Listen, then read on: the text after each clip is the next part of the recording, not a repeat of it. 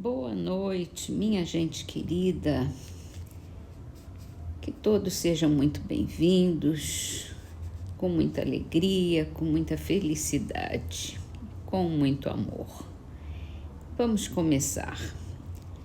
No livro Minutos de Luz de Pastorino, com a psicografia de Ariston Teles, você é importante.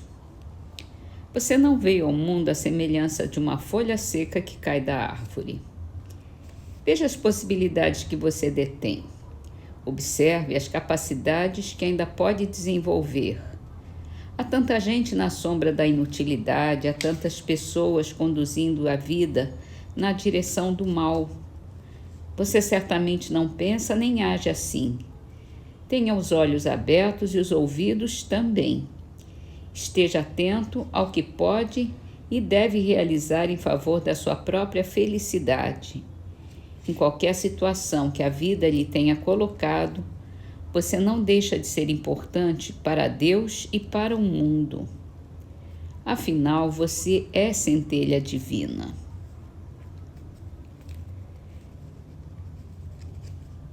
Que beleza, né? Somos todos centelhas divinas. Todos somos importantes para Deus. Então vamos fazer o que pudermos para cumprir a nossa missão. Livro dos Espíritos é a última pergunta desse item, união da alma e do corpo. E Kardec pergunta se é racional ter com um feto as mesmas atenções que se costuma dispensar ao corpo de uma criança que viveu algum tempo. Em tudo se vê o cumprimento da vontade de Deus. Não trate desatenciosamente coisas que devem ser respeitadas. Por que não respeitar as obras da criação, uma vez que, se não se completaram, é que o Criador assim o quis. Tudo ocorre segundo seus desígnios e a ninguém é lícito julgar os desígnios de Deus.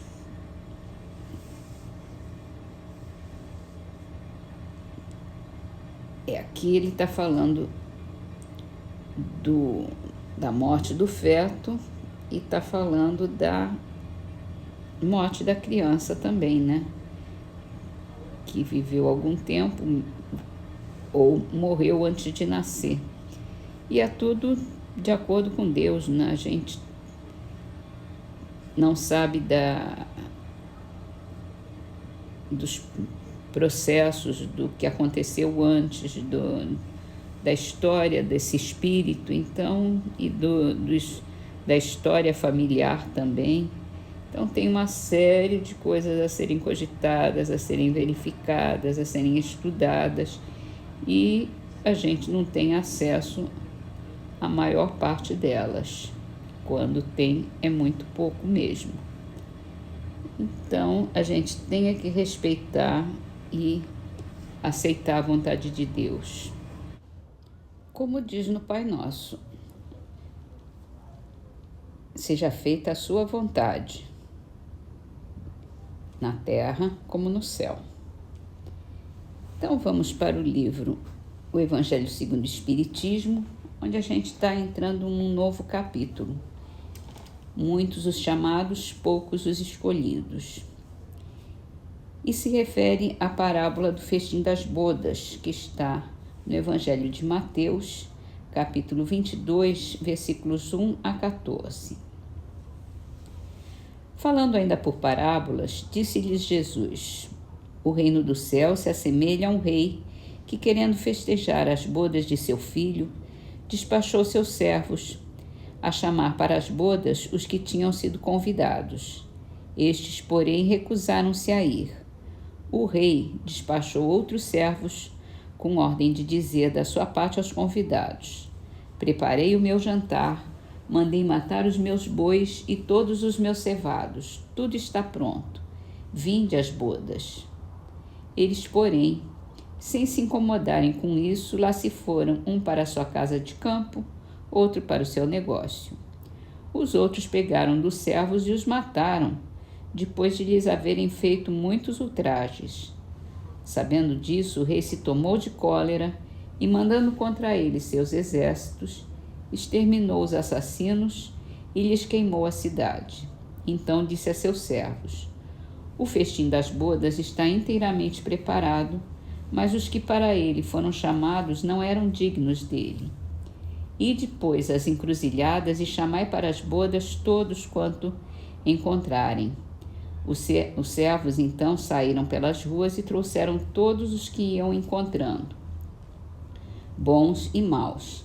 A sala das bodas se encheu de pessoas que se puseram à mesa.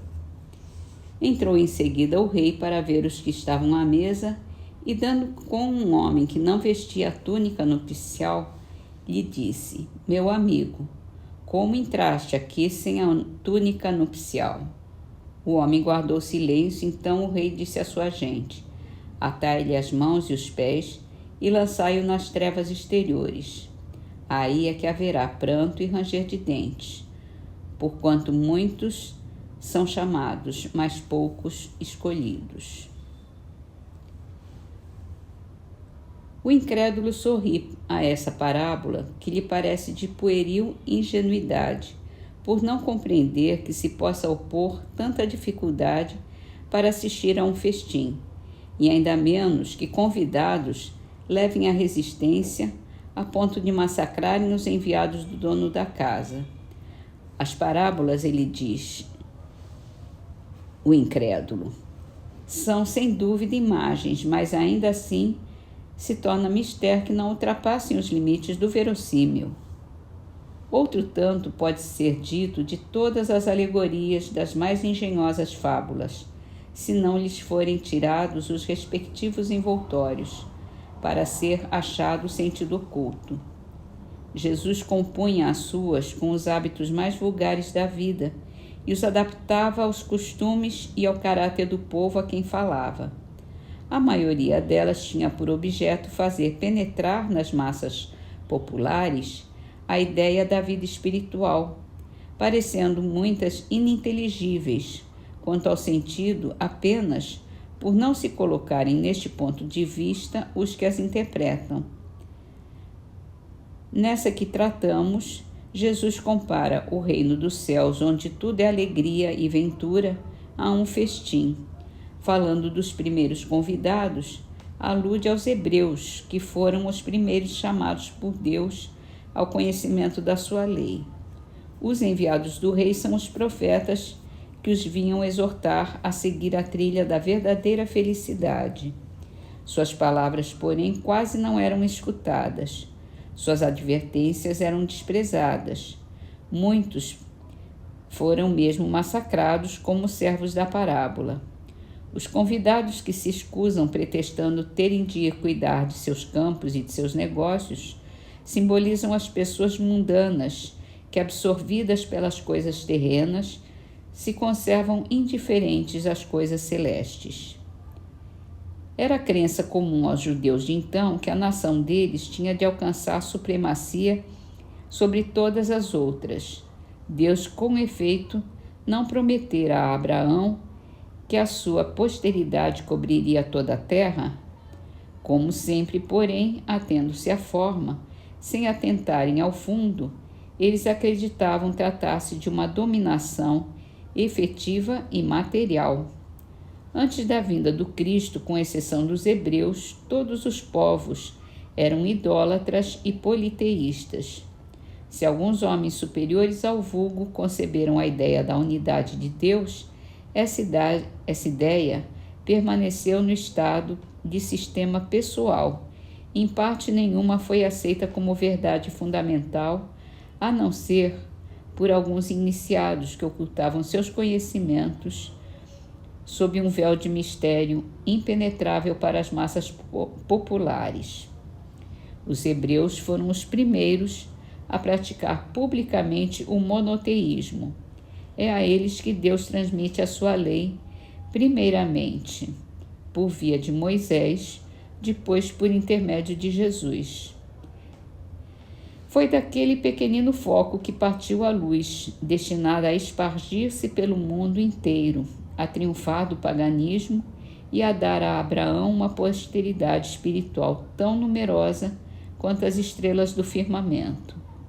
Entretanto, abandonando de todo a idolatria, os judeus desprezaram a lei moral para se aferrarem ao mais fácil, a prática do culto exterior. O mal chegara ao cúmulo. A nação, além de escravizada, era esfacelada pelas facções e dividida pelas seitas. A incredulidade atingira mesmo o santuário. Foi então que apareceu Jesus, enviado para chamá-los à observância da lei e para rasgar-lhes os horizontes novos da vida futura. Dos primeiros a ser convidados para o grande banquete da fé universal, eles repeliram a palavra do Messias celeste e o imolaram. Perderam assim o fruto que teriam colhido da iniciativa que lhes coubera. Fora, contudo, injusto acusar-se o povo inteiro de tal estado de coisas. A responsabilidade tocava principalmente aos fariseus e saduceus, que sacrificaram a nação por efeito do orgulho e do fanatismo de uns e pela incredulidade de outros. São, pois, eles, sobretudo, que Jesus identifica nos convidados que recusam a comparecer ao festim das bodas. Depois acrescenta: vendo isso, o Senhor mandou convidar a todos os que fossem encontrados nas encruzilhadas, bons e maus. Ele queria dizer desse modo que a palavra ia ser pregada a todos os outros povos, pagãos e idólatras, e estes, acolhendo-a, seriam admitidos ao festim em lugar dos primeiros convidados.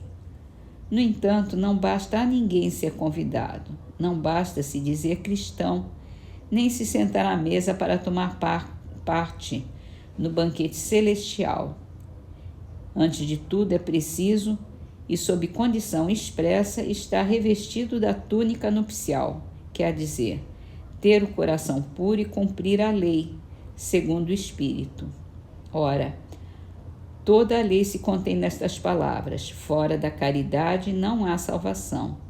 Entre todos, porém, que ouvem a palavra divina, quão poucos são os que a guardam e a aplicam proveitosamente.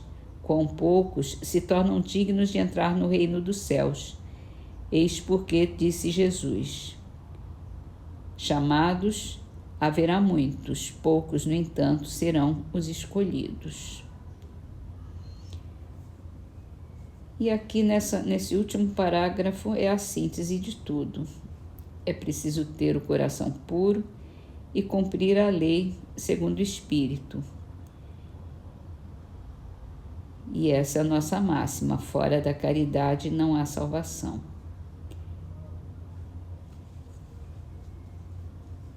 E assim terminamos as nossas leituras com uma trovinha do livro Orvalho de Luz, psicografado por Chico Xavier e da autoria de Chiquito de Moraes. Rimas da vida. Por lei celeste possuis aquilo em que te desdobras. Cada pessoa na vida descende das próprias obras.